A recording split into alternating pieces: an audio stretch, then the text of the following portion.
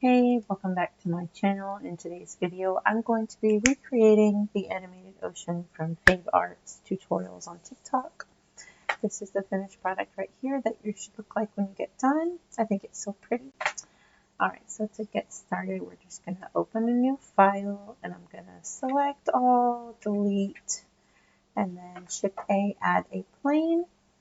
Under the modifiers, we are going to add an ocean modifier. Let's back up a little bit so I can see. And from here, I'm going to increase the resolution and increase the render. Then under the waves tab, we're going to increase the scale. Now, if you want yours to look a bit more realistic, this part is optional. I can activate the foam and rename the data layer. I always confuse on which one's which. Ocean. All right, then. So now what we're going to do is we're going to come up here to where it says time, and you're going to change the timeline. Down here, I apologize, down here. Just adjust it to the amount of keyframes that you want it to loop for. It's completely up to you how you want that to happen. Just change it and hit enter. All right, so then you're going to go to time, and you're going to right click. You're going to insert the keyframe. If you pull this up from here at the bottom, you can see the little dot, which means that it is there. Now, once you've done that, you insert that first keyframe. Go ahead and move it forward to the next one. And you're going to increase the time parameter on this to 3. And then you want to click that, and you see where it inserted the keyframe again at the end. All right.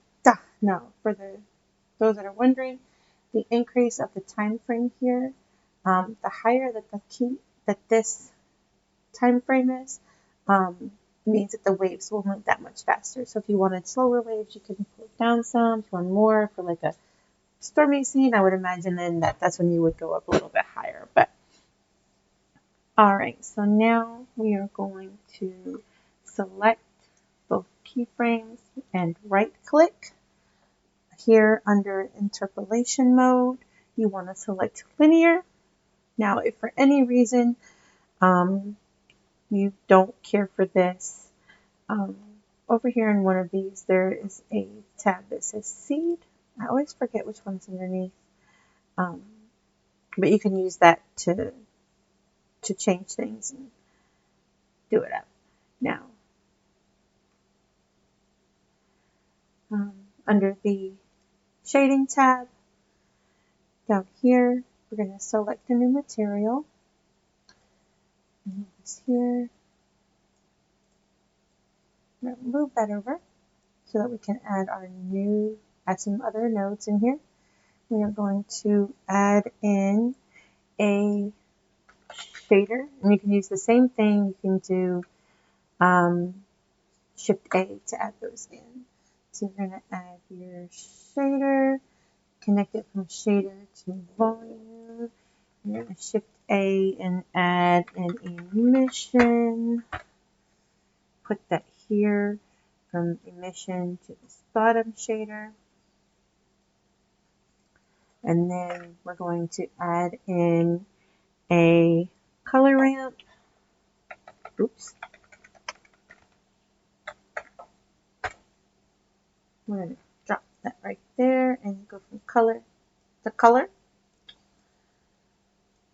And then last but not least, we are going to add in an attribute node, which, if I didn't say that, that's what these little thingies are called. They're called nodes. I love that name. I think it's fun to say. Nodes. You're going to connect the attribute from color to the FAC down here. And I have not learned what that means yet, what it stands for. I apologize. Probably very easy. I just honestly can't remember if I did see what it was before, and I have no idea right now. Okay, but anyway. All right, so in the attribute, we're going to rename this ocean. Enter. Now, here in your principal BSDF node, you're going to select your base color. So just pick, pretty shade of blue. All right.